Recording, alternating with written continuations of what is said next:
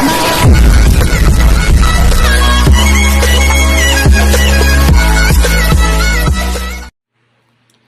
guys! Good afternoon! Today's video guys, i-share ko lang sa inyo. Magluluto po ako ng adobong pampano na isda at saka adobong kangkong. Ito po yung aking fish guys. Binabad ko pala ito sa ground black pepper at saka asin ng 30 minutes. Yan po. Yan na po yung ating pampano. Tapos, ito po yung mga ingredients na gagawin ko. Gawin nating adobo to guys ha. Ito pala yung aking kangkong. Alam nyo ba guys, basilan po ako maglinis ng kangkong. Binabad ko po yan sa baking soda at saka suka ng mga 20 minutes. Hinugasan ko muna siya. Iniisa-isa ko pagbukas yung dahon. Kasi minsan may makikita ka ng itim na worm. Tapos, after no, isa-isahin ko yung pag-open yung dahon, nilinis ko maigi, din binabad ko sa baking soda at saka suka ng 20 minutes, din after hugas ulit ng hugas guys.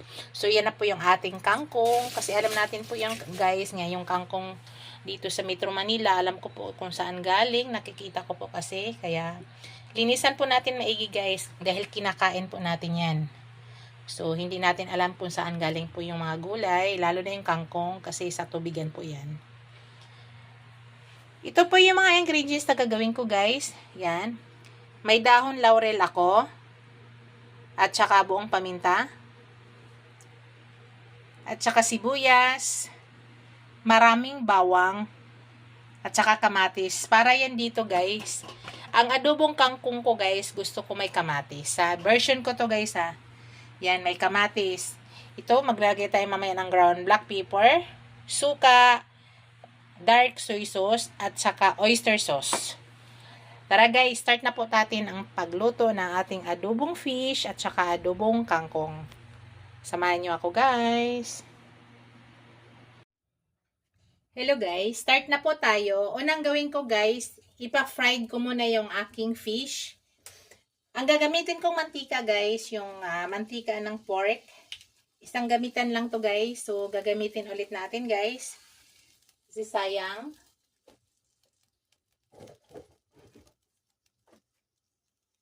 Ito po guys. Ito po yung ating gagamitin. Yan, nag-init na po ako ng pan. So, yan muna unahin natin guys. Ipa-fried muna natin ang ating fish. So, init na. Lalagyan na natin guys.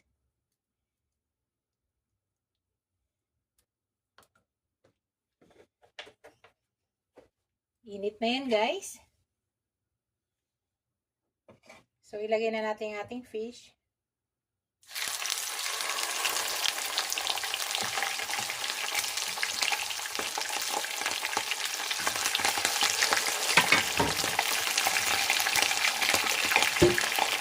Tinatakpan ko siya guys, para hindi masyado talsik. Takpan natin. So, hintayin lang natin guys. Tapos, baliktarin po natin after 3 minutes. Push ko lang muna para hindi masyado humaba. Hello guys. After 3 minutes guys, baliktarin na po natin guys.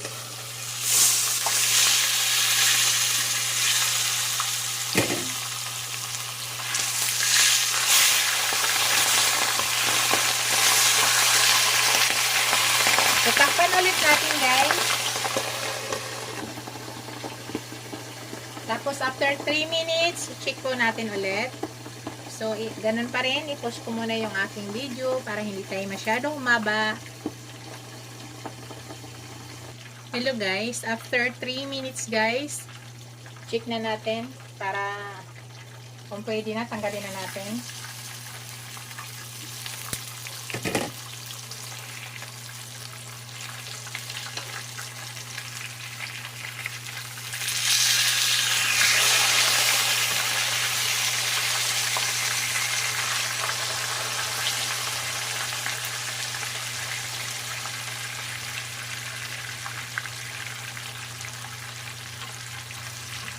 So, So, ito guys, pwede na. Tatanggalin na natin siya. Okay na to guys. Set aside muna natin. Tapos, lulutuin na natin to guys. Adobohin na po natin. So, tanggalin ko muna yung oil guys. Yan guys, naglagay na ako ng oil. Panibagong oil. Hindi na natin hinugasan guys. Naglagay lang tayo ng panibagong oil. So, unang gawin ko guys ay tatanggalin ko muna, lulutuin ko muna yung aking bawang. Tapos, mag-sit aside tayo ng bawang. So, magluto tayo. Mag-iwan lang tayo para may isa kangkong. Magta-toppings kasi ako ng bawang guys. Mag-iwan tayo para sa kangkong.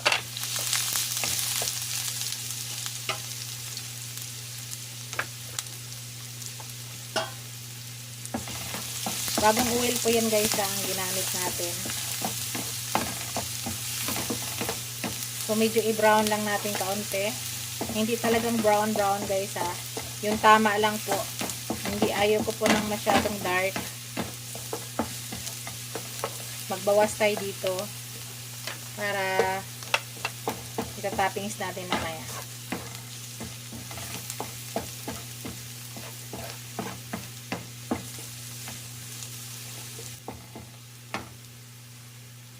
Kumusta dyan sa inyo guys? May bagyo pa rin ba? 2 araw na walang pasok. Happy Tuesday sa inyong lahat guys. Ingat po kayo lahat. Yung sa mga binabahang area, ingat po kayo lahat.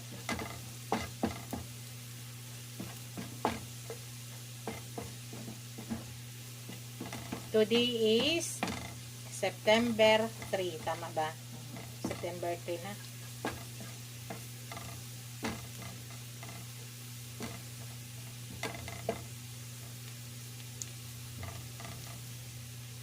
Tapos mag-sit aside ako niyan guys ha. Mag-sit aside tayo ng bawang para mamaya.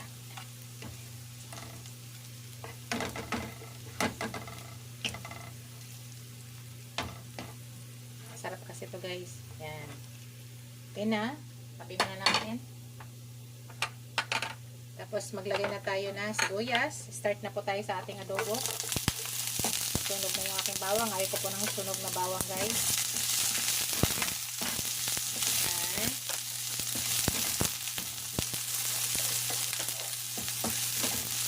Tapos maglagay ako ng konting tubig guys. Adobo na po gawin natin guys ha. Adobo na po, adobo.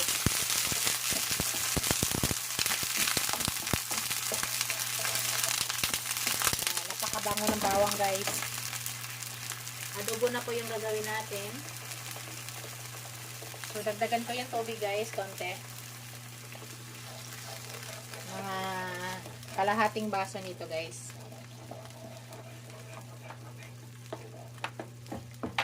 So, yan. Absorban natin yung bawang dyan. At saka sibuyas. Tapos, ilagay ko na yung aking dahon ng laurel at saka buong paminta. Kasi yung version natin is adobo. Adobong fish.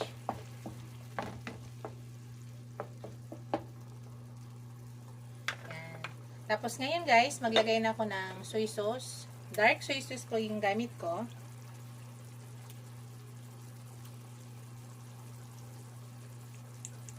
Estimate ko lang to guys ha. Hindi na ako nagsusukat. Ingatan nyo pong umalat ha. Tandaan nyo, mayroon na tayong nilagay doon sa ating isda na asin. So, estimate nyo lang na dapat hindi po maalat. Maglagay pala tayo ng konting sugar mamaya guys ha. Hindi ko nasabi sa inyo, maglalagay tayo ng konting sugar. So, ngayon guys, dagdagan ko pa yung aking toyo.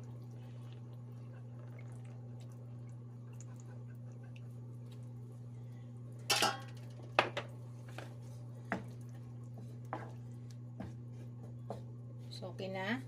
Ngayon, maglagay tayo ng suka. Yun yung pagluto ng adobong isda, guys. Yan, suka. So, hayaan mo lang natin, guys. Ma-absorb muna natin yung suka. ma-absorb. Palabasin yung, pasingawin muna pala natin yung suka, yung amoy ng chemical ng suka, bago po tayo mag-start ulit.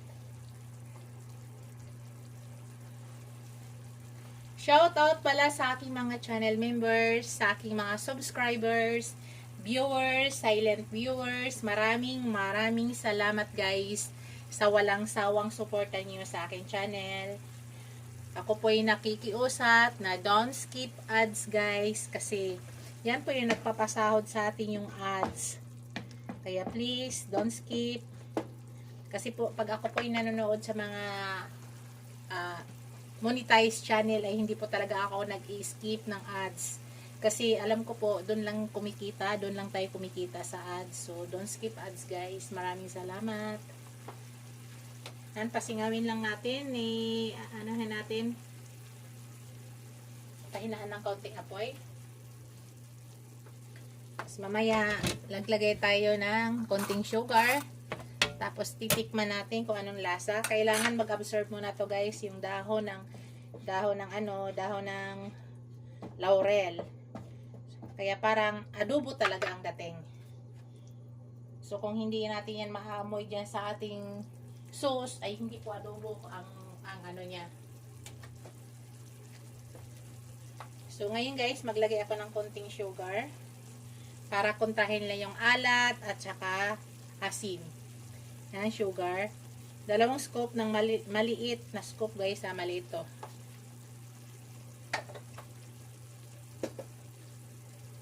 Para mag-balance lang po yung timpla niya.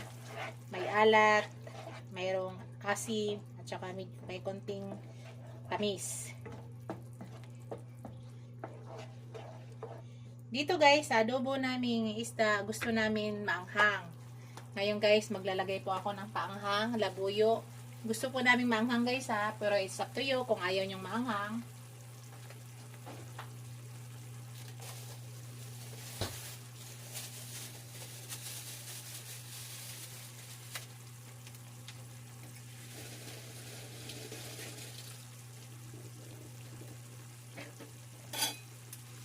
Ngayon guys, maglagay po ako ng siling labuyo, 1 piraso. Pero kung ayaw nyo guys kami lang kasi kakain ito ng aking anak. Huwag po kayo. Version ko po ito guys, at gusto ko po maanghang. Pagkain lang po namin to.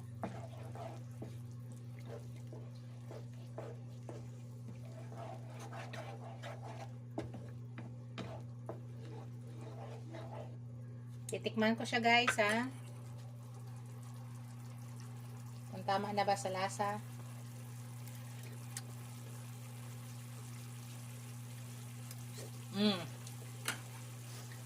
Maglagay ako ng konting pangpalasa guys. Ang sarap na guys, kaso lang mayroon pa siyang ko pa yung suka. So hindi pa masyado luto yung suka. Lutuin muna natin yung suka. So maglagay ako ng pangpalasa guys. 1 scoop na maliit ng pangpalasa. Tapos maglagay ako ng ground black pepper.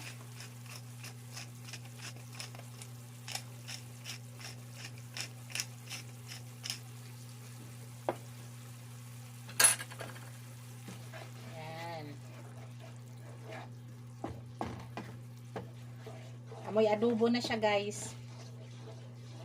So titikman siya natin ulit.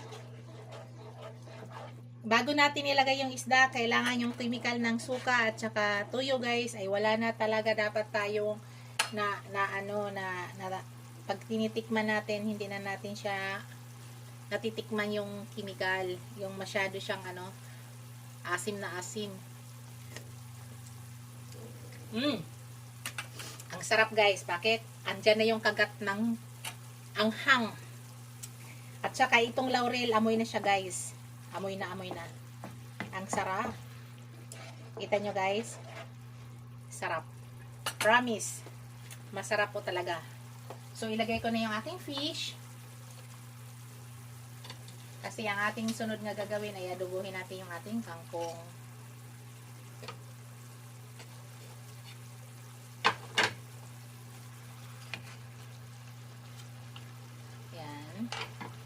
Tapos, yung ginagawa ko nito guys,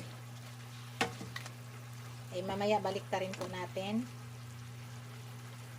So, tatakpan natin siya guys. Tapos mamaya, baliktarin po natin. After 2 minutes guys, baliktarin po natin. So, ngayon, ikakat ko muna yung aking video para hindi tayo masyado humaba guys. Hello guys, after 3 minutes, check natin guys. Oops. Kita nyo na guys. So, it's time to baliktad na.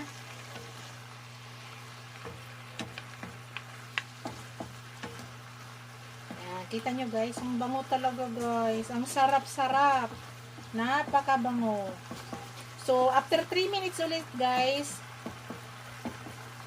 pwede na natin yan tanggalin. At luto na siya. Sobrang bango guys. Promise. Napakabango. So, takpan ulit natin guys para mag-absorb yung lasa doon sa ating fish. So, after 3 minutes, tatanggalin na po natin yan. At lulutuin na natin yung ating adobong kangkong. Hello guys. Check na natin guys at luto na yan. Yan. So, yan guys. Luto na po yan. Tatanggalin na po natin. Pahinaan lang natin yung apoy. Luto na po ito. So, isit aside muna natin to guys. Tapos, lulutuin natin yung ating adobong kangkong.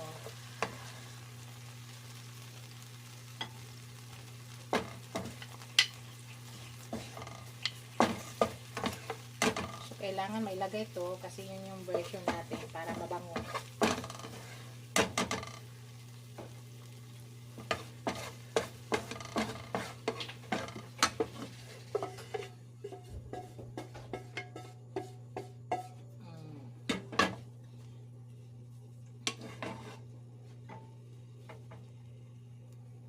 Yun.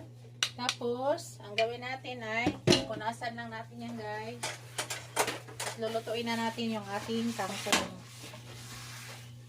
Set aside muna natin yan.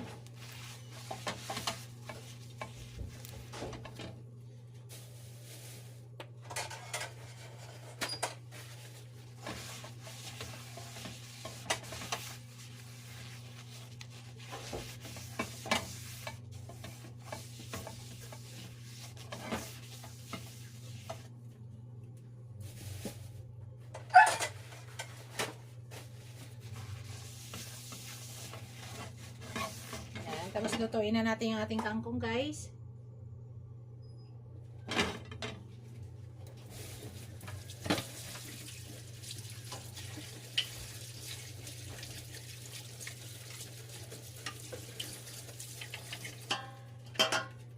So, maglagay tayo ng konting oil.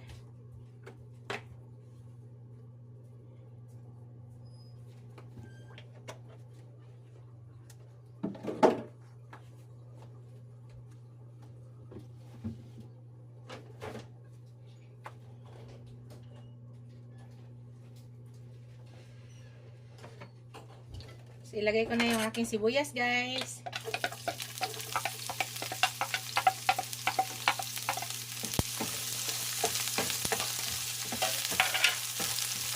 Yung aking adobong kangkong, guys, ay may kamatis, ha. Ito yung version ko. Gusto ko may kamatis. Tapos, ilagay natin yung ating bawang.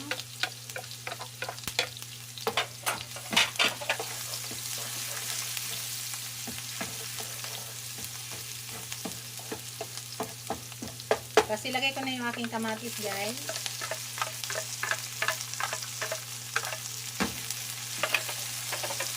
So lutuin lang muna natin yung ating kamatis.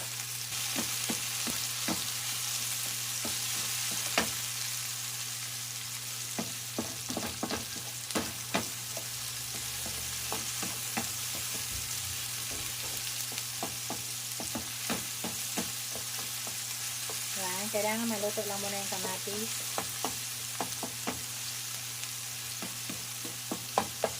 Ayan, luto na yung kamatis guys. So it's time to ilagay na natin yung ating kangkong.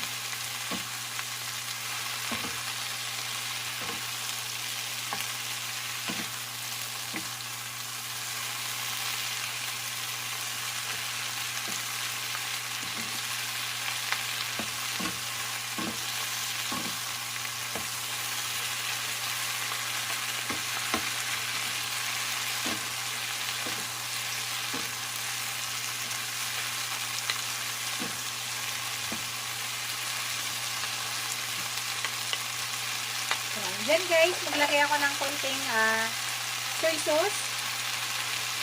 Kunti lang.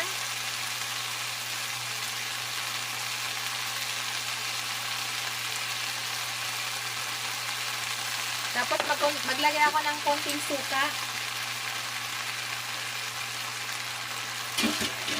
Tapos maglagay ako ng konting oyster sauce.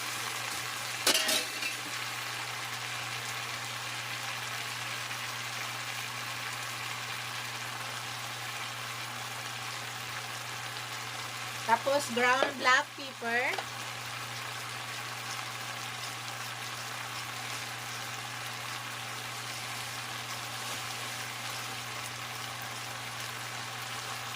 Then mix.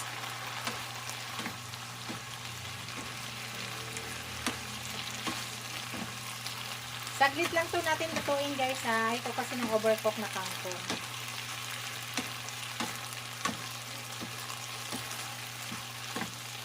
Tapos maglagay tayo ng kunting-kunting tubig. Kunting-kunti lang talaga guys.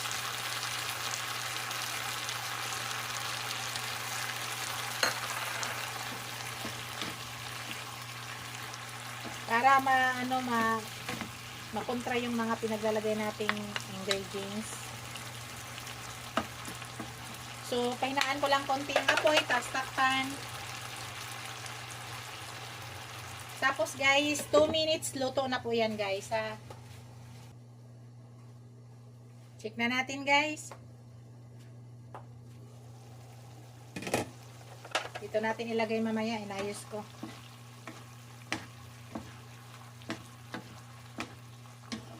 Ayan, luto na yan guys. Ayaw natin ang overcook. Titikman ko muna siya guys ha. Tama na siya guys. May ilagay lang ko guys ha, konting seasoning.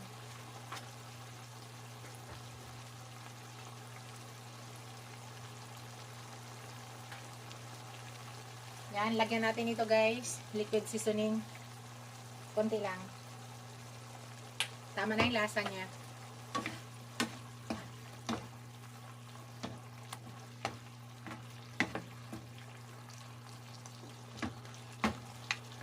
Yan, ito na yung ating finished product guys. Ipakita ko sa inyo guys ha. Ipiplatings ko na, patayin ko na yung apoy. Ilalagay ko yan dito guys. Ipakita ko sa inyo. Hello guys. Yung kangkong na adobo, dito natin ilagay sa side na to. Yan.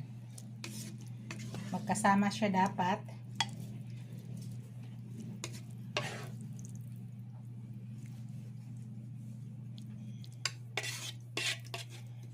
Ingatan nyo guys, umalat ha. Hindi po siya maalat dapat. Kasi mahirap na. Para masarap kumain pag hindi maalat. Tama ba guys?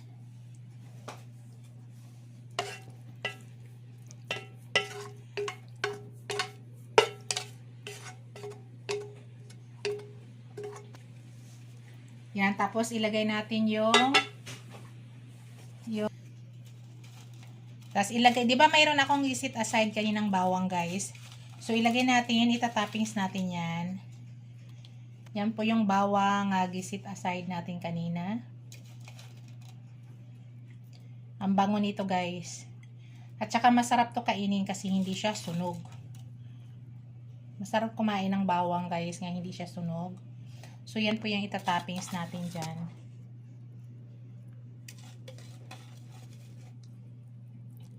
Yan guys ay laurel yan ha. Laurel. So kasi dahil adobo po yung version natin, may laurel yan. Yan. Ito na yung aking finished product guys. Ito na po yung aking adobong isda at saka adobong kangkong. Yan. Ito na. Ito na yung aking finished product. Thank you for watching guys. Don't forget to like, comment, share, and subscribe to my channel. See you in my next video guys. God bless us all. Bye guys. Ingat po lahat guys.